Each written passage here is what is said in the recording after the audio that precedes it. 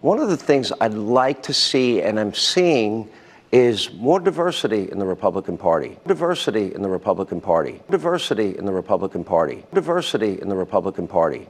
Make no mistake, if you're associated with Donald Trump in any way, you better cross all your I's and dot all your T's, because they're coming for you with the full force of the federal government. You said earlier today that President Trump needs to tell Kevin McCarthy, you don't have the votes. We need to come up with a consensus candidate to elect a Speaker of the House. You haven't answered my question. So if you have... You cannot demand more responsibility. Yesterday you supported Jordan. Today you're supporting Donald. That's not the way this works. We need a check and a balance on the third in line. Who is your fight? Let's have a final answer. There's politically, Congresswoman, you and I agree on most things. We don't disagree on many things. Yes, we do, Sean. And I do have respect for you. And I believe that history will show that I'm on the right side of this, Sean. I asked you a simple question, Congresswoman. I feel like I'm getting a liberal I'm not going an to answer support from a Kevin liberal. McCarthy, Sean. Now, tonight, there is literally nothing positive that I can see that Democrats can run on.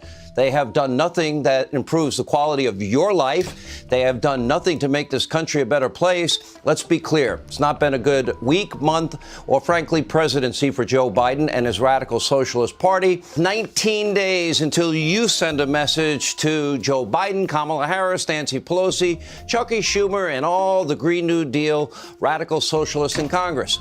The glowing predictions of a big red wave were frankly a little foolish. Georgia Congresswoman Marjorie Taylor Greene made waves over the holiday weekend with this tweet calling for a national divorce. The Congresswoman has another idea as well, banning people who move from blue states to red states from voting for 5 years so they don't bring their bad politics with them. I actually favor that idea. How has the left's defund, dismantle, no bail law agenda worked out for you? Are you happy with woke propaganda being taught in your kids' schools? Look who's on this committee.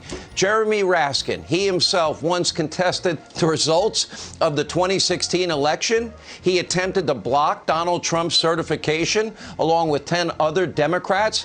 Oh, wow. One might conclude he's an insurrectionist himself. John Fetterman has never had a real job in his life. He's a giant fraud. Every day, take a look at him. He dresses up like he's an industrious blue-collar worker, but for him, it is a costume. He is a trust fund brat, never had a job most of his life.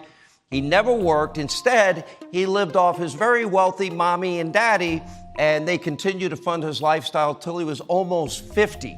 I've never met a guy that was more pro-convicted murderer than John Fetterman. I never met a guy that wanted to open up and unleash the prison population on their state the way he does. It's mind-numbing to me.